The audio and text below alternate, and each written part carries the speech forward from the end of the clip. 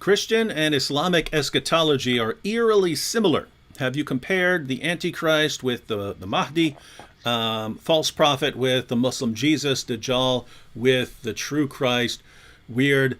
Yeah, so there are basically two things here. One, and Anthony can expand upon all this. One, Islam drew on Jewish and Christian teaching, so it's no surprise that we find similarities and using some of the same terms and so on. So Muhammad clearly incorporated all kinds of things from beliefs and from groups that were already around. But yes, there looks like there seems to be something demonic as well with the way these things get incorporated. So what are your thoughts on this, Anthony? Well, what I find more interesting, he said there's a comparison between Islamic eschatology with respect to something like the Dajjal and Antichrist.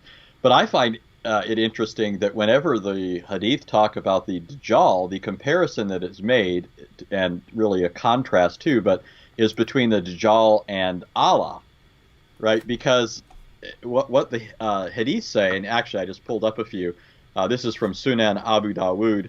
It says the Dajjal is one-eyed, but Allah is not one-eyed, right? So the Hadith repeatedly want to make this distinction. This is how you can tell this is the Dajjal, and no, it's not Allah, right? Because Dajjal only has one eye, as opposed to Allah, who has two, right?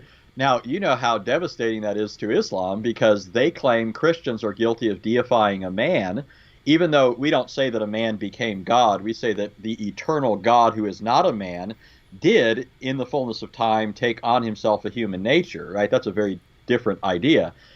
He's not a man in terms of his eternal divinity. He took on a human nature. However, Allah, according to the Islamic sources, does have apparently human features, including eyes, too, unlike the Dajjal.